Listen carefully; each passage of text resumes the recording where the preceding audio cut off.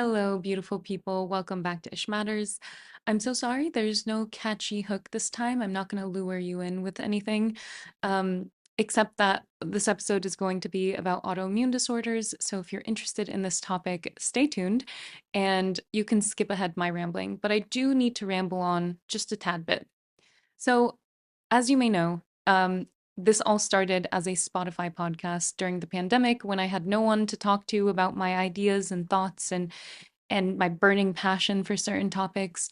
And even in that podcast, if you've been following me for some time, I was not great at consistency. I would always promise to be more consistent and always fail to deliver that. And even in this podcast, which is something I'm very passionate about and committed to, I did promise to be more consistent and I have not delivered. Clearly, I have not posted in quite some time. And honestly, that's just because when I write about something and produce these episodes, I really need to feel like it's relevant to me at that time. It's the only way I can bring that passion and zest and actually tell you with my heart. I don't know how to translate it. Like, sorry, my face is like itching for some reason. Um, there's in Arabic we say like nifs, like I want to actually give it to you with some soul in it. And I just haven't been able to do that because of the state of the world. And I've just been waking up and watching the news and having my existential crises and feeling like nothing really matters. This is Ish Matters. A lot of things matter. But it's hard to feel that way when you feel like the world is crashing and burning. When you're a part of Gen Z and you feel like your future is really dark and you're kind of going into a future with instability and chaos and violence and political unrest, all of the things that Gen Z is now feeling. I feel it. I feel it too. And I'm really scared about future and I'm scared for people and I'm worried about where we are headed as the human race. And it's been really difficult to sit down and talk about science and find those topics relevant right now. But, lupus. For those of you who don't know, I have lupus. I try not to make it like my identity because I don't feel like it's my identity or a huge part of it. It's just something I have to deal with, and it has nothing to do with the rest of my, like, how can I explain this? Not to shame people who make their illnesses the main part of their identity, but it's just not something I like to do. And I feel like that NBC News story kind of did that for me. It like made lupus my identity, leaving America my identity, which is not really what I want to be known for. I have big dreams. Okay, I want to save the world. I want to write books and have this podcast and help people live happier, healthier lives. Okay. But it's hard to deny or ignore when I'm going through a flare, and then it becomes more relevant to me. And so this episode is going to be about autoimmune disorders because for the past few weeks I have been going through a flare, which feels a little bit weird because I haven't flared in a very long time. Since leaving America, I've been in remission for the most part. I haven't had any intense flares, which has been absolutely amazing. And I'm so happy and I'm so grateful that I got the chance to heal a little bit and feel energetic again and healthy again. But we're going to get into it. This is what we're going to talk about.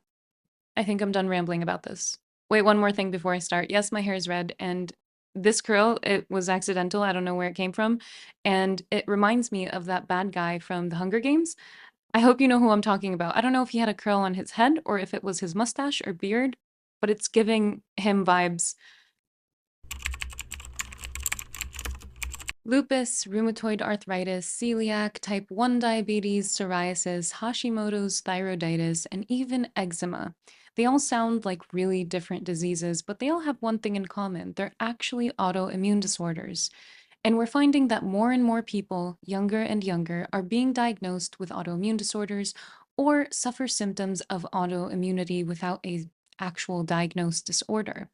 And that begs a question, my favorite question in the world, why? But before the why comes the what. So, what are autoimmune disorders? In essence, it's your immune system mistakenly attacking your own tissue. Think of your immune system like a highly trained, specialized security force. And its main job is to identify invaders like bacteria or viruses and basically eat them. Not really engulf them and then try to excrete them, but eat them. And what happens with autoimmune disorders, and we'll get into like the deep science a little bit later in this episode, is that it just doesn't do that. It mistakes your own tissue, and it can be any tissue in your body and attacks that healthy tissue. It can be anything from skin, like psoriasis, your thyroid, like Hashimoto's, your intestines, like Crohn's disease, or multiple systems or tissues all at once, like lupus. And the result of all this is chronic inflammation and a very long list of debilitating symptoms. Now, this usually arises somewhat later in life. It's quite rare for people to be born with an autoimmune disorder and present with the autoimmune disorder very early on. It does happen, but not with all autoimmune disorders. And we do know, proven for a fact, that there are 80 different kinds of autoimmune disorders, but some research is suggesting that there are actually over 100, and we just have not identified or classified them yet. These disorders are some of the most complex, poorly understood medical conditions in the whole world. And yet, chances are you or someone you know has an autoimmune disorder. One 2023 large-scale study from Oxford University suggests that autoimmune disorders affect 1 in 10 people. That's a lot of people. In the United States alone, there are over 50 million Americans with diagnoses of autoimmune conditions, and that doesn't account for the millions and millions who are undiagnosed, which I'd argue there are more people who are undiagnosed than there are people who are. And that's because, well, autoimmune disorders are very, very difficult to diagnose. And what makes these conditions so enigmatic is that the symptoms are very confusing, and it usually takes a lot of years of collecting information about a patient, their medical history, and kind of putting the dots, connecting the dots, and figuring out that this is coming from one thing rather than 10 different diseases that the doctor may say you have. Like, for example, for me, I had to go through so many specialists to finally get to someone who said, you have lupus. And that's because I was presenting with so many different symptoms, heart, neurology, ENT, thyroid, etc. And everything was out of whack. And it took one doctor to be like, okay, actually, this could be an autoimmune disorder. And then you get tested, and usually if you have a positive ANA and a few other things on the checklist for whatever disorder they suspect, then you are diagnosed. But it's a lengthy, expensive, time-consuming process. And another reason these diseases are so enigmatic is because they're very multifactorial. There's no single cause for the disease. And while you may think it's all genetic, that's actually not true. Recent research is finding that the risk of you developing an autoimmune disorder is only 30% genetics and then 70% other factors like immune system dysregulation, environmental factors, lifestyle factors, etc., etc. But the fact is, you need so many things interplaying, forces interplaying, to create this perfect storm for you to actually develop or quote unquote activate your autoimmune disorder. So, one of the reasons that autoimmune disorders are not really understood as much as they should be, given the prevalence and incidence of the disease, is because they mainly affect women. And I know you're going to be like, what? No, you're just a woman and women like complaining about things. But no, for real. Things, diseases, conditions that affect women are usually under-researched and understudied because women are underrepresented in clinical trials for almost everything.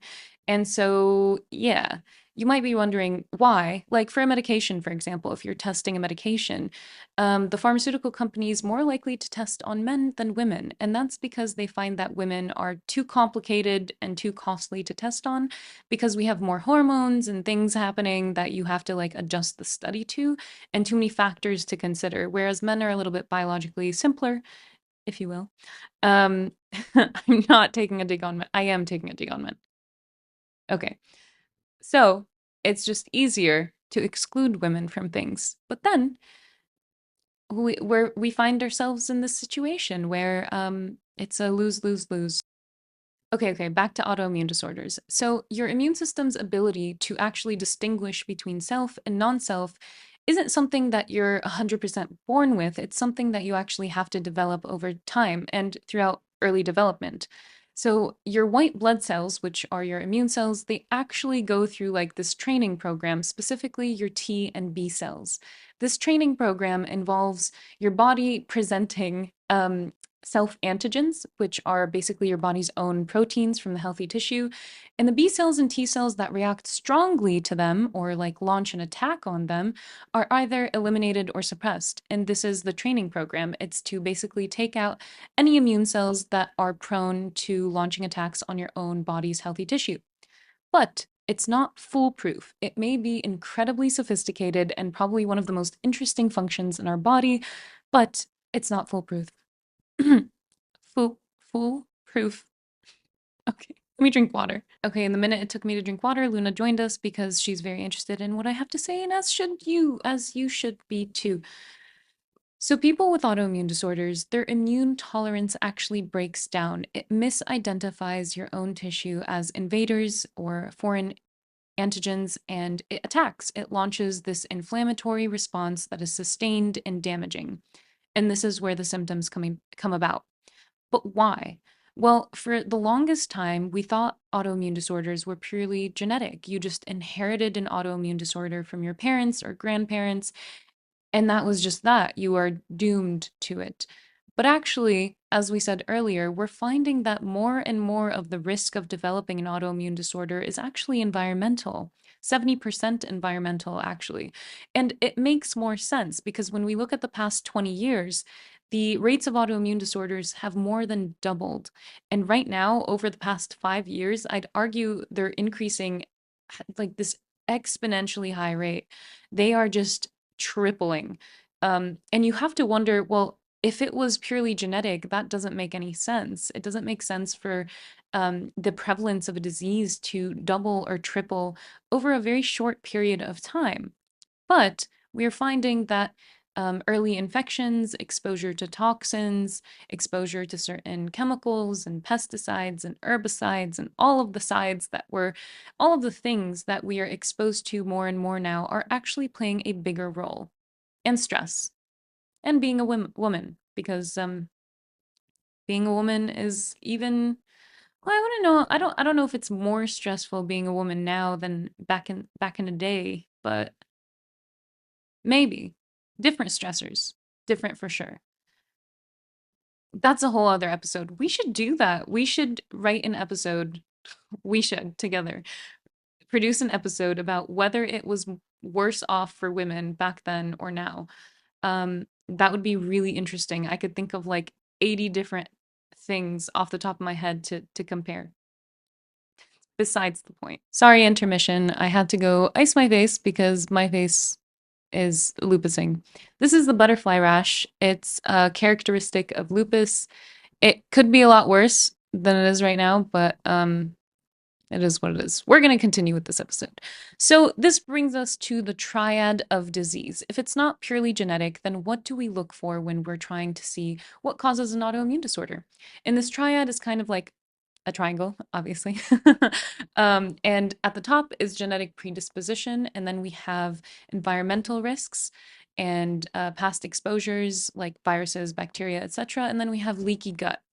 And this area, leaky gut, is very poorly understood. In fact, I am not going to even attempt to get into it because I myself don't understand it fully. And that seems like a new episode where I actually dig into the research to try to explain it because I wouldn't be doing it justice. The science of the microbiome is so vast and it is emerging, but it's still very new. So, and we don't learn about it in schools, which is really sad. Like, I studied public health twice for my undergrad and grad, and not anywhere in my degree did we talk about the microbiome, which is so interesting because we talk about so many determinants of health, and yet we leave out one of the most essential parts. I keep going on tangents in this episode. This is like not going to be my best episode, but I want to talk to you guys. I miss you. And I feel like, you know what? It's better to produce something that's not amazing quality than to produce nothing at all. So here we are back to the triad of disease. So first we have the genetic predisposition. This does not mean you must inherit an autoimmune disorder if you have the gene, but it does increase your risk. And these genes usually involve HLA, the human leukocyte antigen. That's a lot of science to get into. Let's not get into it right now. Then you have environmental triggers, and this can be everything from exposure to chemicals, toxins, stress, the way you are living, your social determinants of health, housing, where you work, where you live, etc., etc. And then you have leaky gut. So when we talk about leaky gut, we are talking about intestinal permeability. And this is basically when the lining of your intestines is allowing toxins to actually go to your bloodstream, causing this inflammatory effect all over your body. In a 2017 Frontiers paper, they link autoimmune disorders to intestinal permeability. But again, I'm not an expert on the matter, so I'm not gonna try to explain it right now. And all of these factors in the triad kind of interplay. Think of it as a three-legged stool, and if one of the legs is shaky or not well, the stool is likely to fall. But more likely than not, if you have that perfect storm of let's say genetic predisposition, stress, poor lifestyle factors, a lot of infections when you were younger. Let's say you took a lot of antibiotics when you were a kid, you got sick a lot, you were exposed to certain things. All of these things together create that perfect storm for you developing an autoimmune disorder. And I will say, not to be like super discouraging, but it's really hard to get away from some of the exposures we have nowadays. Like, it's not really a matter of choice anymore. Yes, you can choose not to smoke, you can choose not to drink, you can choose to live a healthier lifestyle, to eat more fiber, to protect your gut, to manage your stress. But inevitably, you're going to be exposed to some kind of factor that will play a role in the development of autoimmune disorders just because of the way modern life is structured, and and this whole system is just very unfair. Like, if you wanted to access food that is not tainted with chemicals, that is very expensive and it's actually not accessible for the majority of the human race. So, okay, now let's get into why it affects women more. I know I joked a little bit about this earlier, but um, autoimmune disorders affect women significantly more than men. 80% of people with autoimmune disorders are women, and conditions like lupus affect women 9 times more than men. Why is this? Why is the difference so drastic? And we don't really know exactly why, but we have a few theories. One particularly might upset the audience, but I'm going to say it anyway. We're going to go through 4 different theories, and I'll just rip the band-aid off with the first one because it's so funny to me that this provokes a lot of people and makes them very angry. So, the first one is that women are born with more robust immune systems. This is just a scientific fact. We have a stronger, more robust immune system, and the theory is that this is to overcompensate for the fact that we are going to have children. When we bear child and have a child, our immune system decreases just a little bit. It weakens just a little bit, and not just for, let's say, the year following the birth, but actually long term. So, to compensate for this, we are born with more robust immune systems, taking into consideration that that immune system is going to get weaker and probably reach the same baseline as like men, which is a normal baseline, if you will. This is just a theory.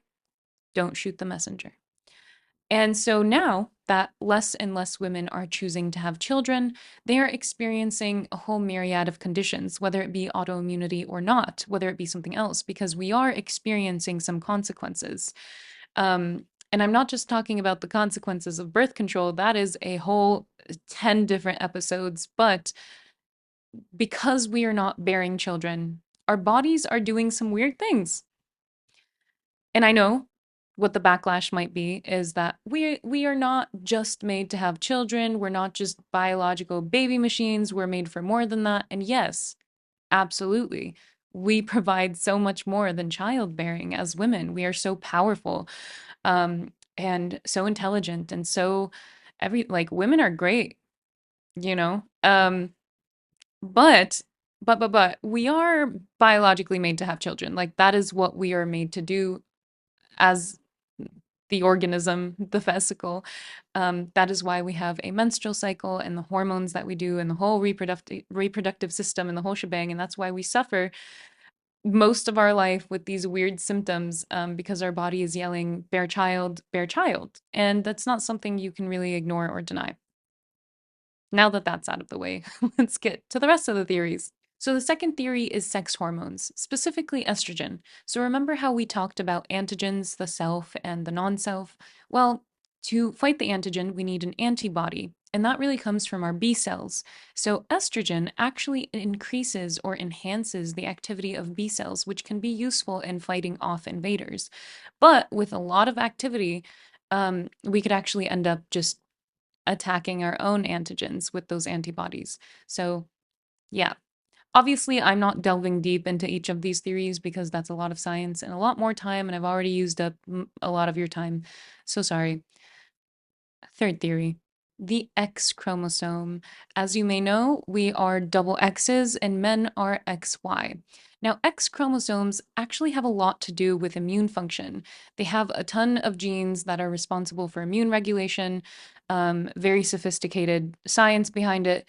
But the fact that we have two of them may be the reason we are at increased risk for autoimmune disorders. And when I talk about autoimmune disorders, I'm also including immune dysregulation. It doesn't necessarily have to be a diagnosed disorder, but it could just be autoimmunity in general. So, for example, the test you can take at the rheumatologist or at the doctor is an ANA, an anti-nuclear antibody test. And if your ANA is positive, that usually means you have some kind of autoimmune activity.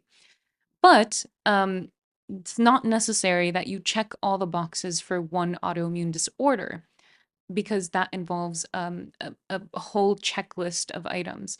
But you can have autoimmunity without having a disorder. So I'm also including that as like immune dysregulation and what puts us at risk for immune dysregulation. I feel like throughout this episode, you're just like watching me flare in real time. I almost want to say sorry, but that really does bring me into the next part of this episode. The fact that I want to say sorry for this, just you seeing me like the point. This brings me into the fourth theory, which is stress. And this is something I have been reading a lot about and really getting into because honestly, as much as I want to be a neutral messenger, I am going to inject my opinion, but take it with a grain of salt. As always, I will differentiate between like science and opinion, and this is my opinion. There is science suggesting that stress plays a really big role in in autoimmunity or immune dysregulation, but it is an opinion that I believe it's one of the most influential factors. So take that with a grain of salt. But I will explain myself. So Dr. Gabor Mate, I like it more. It sounds more like, ooh, I love him. He's so cool. He wrote The Myth of Normal. And this book is basically telling us that our body doesn't betray us. It just broadcasts our unprocessed pain. Now, he's not trying to say that it's all in your head, but he is saying that this unprocessed pain, the stress that we feel, mostly women, and certain personality traits can actually be glitching,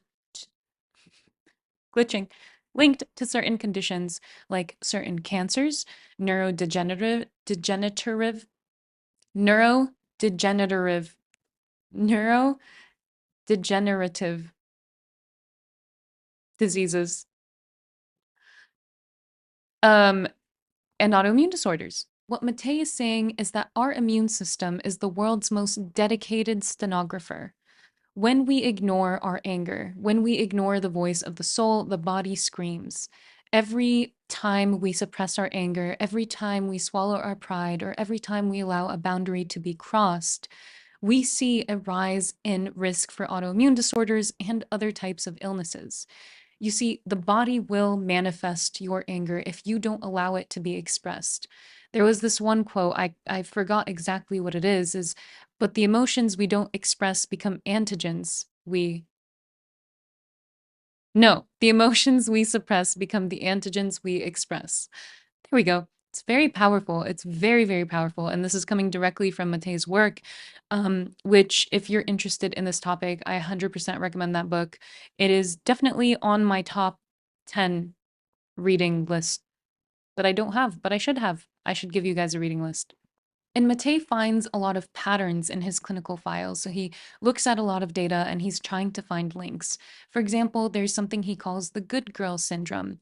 And this is basically someone who represses their anger, apologizes for existing, is just always walking on eggshells, doesn't take care of herself, is always just trying to give to others. And he links this to an autoimmune fallout of lupus or rheumatoid arthritis.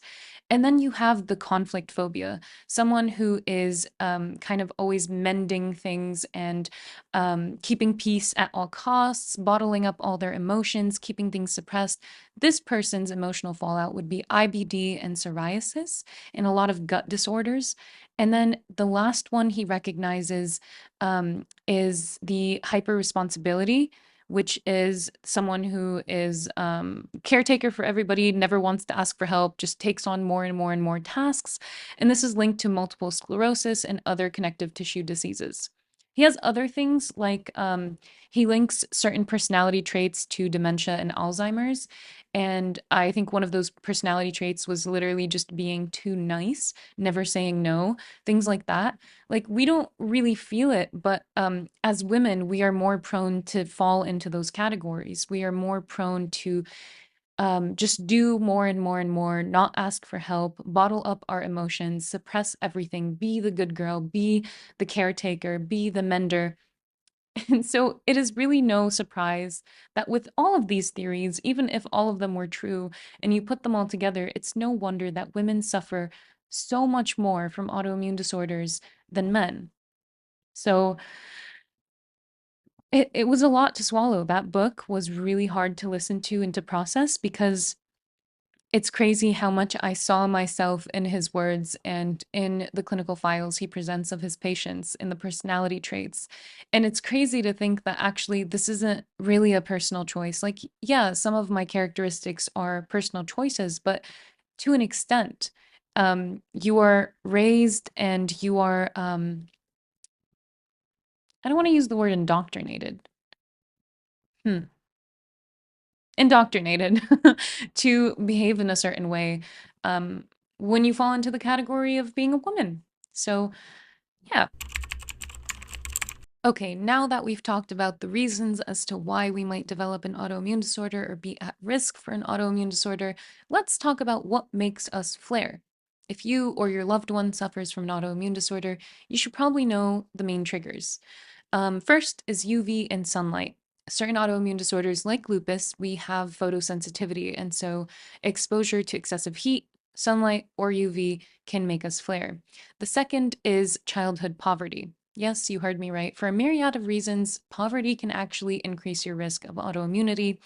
Childhood neglect is one of them. It increases your chances of developing an autoimmune disorder by 30%, which is really no joke. Then you have pesticides and solvents. Actually, male farmers who work a lot with pesticides develop RA at a much higher rate than the rest of the population, which is how we've come to figure this out. And then we have mercury. Yes, the sushi kind of mercury. So low dose methyl mercury can actually mimic lupus-like antibodies. And so definitely try to stay away from mercury-filled things. Other things that are not mentioned on the NIH list, but that are proven to trigger are things like nightshades. So that's tomatoes, eggplants, certain legumes, um, things that promote inflammation in your body. And so that could be smoking, it could be a highly processed diet, disruption of your microbiome. So let's say, again, that repeated use of antibiotics really disrupts your microbiome. I don't think a lot of people know this, but just a public health announcement. If you are ever taking antibiotics, which are not the devil, we need antibiotics. But if you ever are, first of all, make sure you're not overusing them. Second of all, make sure you finish your dose. Third of all, make sure you are supplementing with probiotics during and after the course of antibiotics because they actually so they can't really differentiate between the good bacteria and bad bacteria in your gut. They just go in and like wipe out all the bacteria.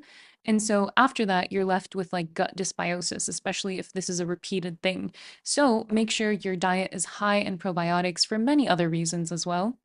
That's things like yogurt, fermented foods like kimchi, kefir, any kind of fermented vegetable, um, and then prebiotics like onions and apples and unripe bananas. This is turning into a nutrition session.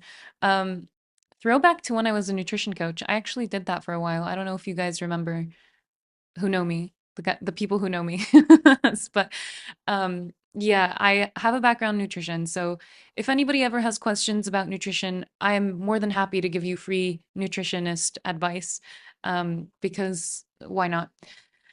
So those are some things. And obviously, stress. Stress causes inflammation in your body. And the mechanisms of that are very complicated, but in a nutshell, it does increase inflammation. It's very powerful. Stress can do a lot of things in your body, so try to mediate stress. I know it is very unrealistic and very annoying when people say, just like, don't be stressed, just eliminate stress. Instead of saying try to eliminate stress, try to manage your stress better.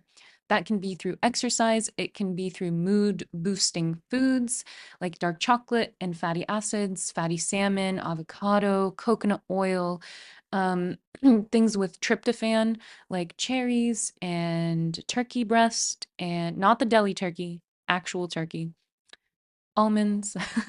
So have a healthy diet, exercise, go on walks, get some sunlight, do the things, drink your water.